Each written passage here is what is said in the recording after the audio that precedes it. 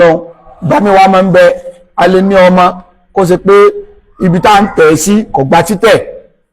ẹ má ṣe pé fáwọn ọmọ yẹn o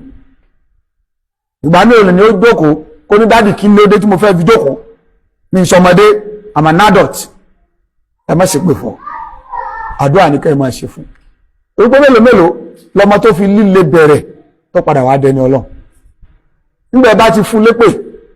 tẹ làánà rẹ̀ èpè òbí àmọ́ ṣe o Ànábì ló sọ bẹ́ẹ̀ fún sallallahu alaihi wasallam bẹ́ẹ̀ sì ni tóbi bá ṣàdúrà náà àdúrà òbí àmọ́ gbà ó ẹnu wípé Ànábì ládùú òbí ń gbà wàá fìyẹn bẹ́ẹ̀ lọ́n pé ọmọ Ọlọ́run ọmọ yìí tí ń ṣe ọ̀tẹ́mi lọ́rùn bá ń yí padà sí dáadáa èyí ń ṣe pàtàkì pàápàá jùlọ báwùjọ ṣe rí ọmọ mi ń bẹ ẹ̀tọ́ ẹgbìyànjú lórí ẹ̀ síbẹ̀síbẹ̀ pàlàpàlà ní í ṣe tọ́ọ̀gì ní í ṣe kiri ẹ má ṣe pé fún ẹ má bẹ lọ́hùn fún àfáwà Fudail ibn Iyad kọ́lọ́n kọ́ bá ayọ́ ní sí wọn wọ́n bí ọmọ kan Ali ló kọ ọmọ wọn ó burú pọ̀ gbogbo pàlàpàlà ayé okùn ẹ̀ àfá ńlá ni bàbá tó bí ẹni Ọlọ́run ni bàbá tó bí ṣùgbọ́n òun ò múlà ní bàbá rẹ̀ bó ti wùlẹ̀ ọmọ bàbá rẹ̀ wá gbìyànjú púpọ̀ lérí rẹ̀ ṣùgbọ́n síbẹ̀síbẹ̀ kò yí padà àfáwà Fudail ibn Iyad wọ́n wá bẹ̀rẹ̀ sí ní bẹ̀lọ́ pèrè Ọlọ́run orí mi gbogbo agbára tí mo ní gbogbo ìgbìyànjú tí mo ní ni mo sà lórí ọmọ yìí kó lè jẹ́ mi rí mi ò lè ṣe jù èyí tí mò ń ṣe yìí lọ Ọlọ́run mo wá bẹ̀ ọ́ bá ń tún ọmọ yìí ṣe ipá mi ti pin kò sí ìtumọ̀ tí mo lè ṣe mọ́ ìwọ Ọlọ́run bá ń tún ọmọ yìí ṣe wà mà zálẹ̀ yẹ́ dẹ̀ òbí hà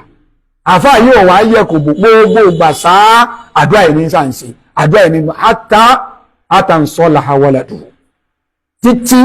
tọmọ yìí fi padà wá dẹni rí pẹ̀lú àlùbáríkà àdúrà tí bàbá rẹ̀ ń ṣe àfá wa al-Imamu Dhahabi wọ́n ní Ali ọmọ Fudail yìí ó padà wá di ọ̀kan nínú àwọn ẹni ire àwọn olùbẹ̀rù Ọlọ́run ẹni táwọn èèyàn ń rí láàríkọ́ṣe láwùjọ ibi tọ́rọ̀ rẹ̀ padà wá kángun sí náà látara pé bàbá rẹ̀ ò ṣépè fún bó ṣe ń ṣe tí ọ̀tẹ́ bàbá rẹ̀ lọ́rùn àdúrà ní tún ṣe fún àdúrà ní tún ṣe fún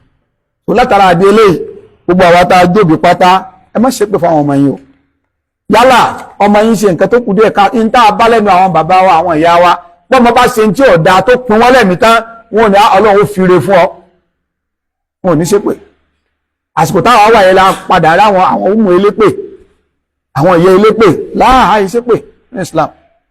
àdúrà láàmú ẹsẹ ọmọ bá ṣe ń tọ́tẹ́ wa lọ́rùn á ṣàdúrà ó tún ṣe ń tó kù díẹ̀ káàtó náà á tún ṣàdúrà fún kọ́lọ́hún ó yí padà sí dáadáa abẹ́lẹ́ ọba subhanahu wa ta'ala kọ́lọ́hún kọ́ mọ́sẹ̀ kún wa lọ́wọ́ lórí àwọn ọmọ wa o eléyìí nínú àwọn ìpín wa láyé ò nìyẹn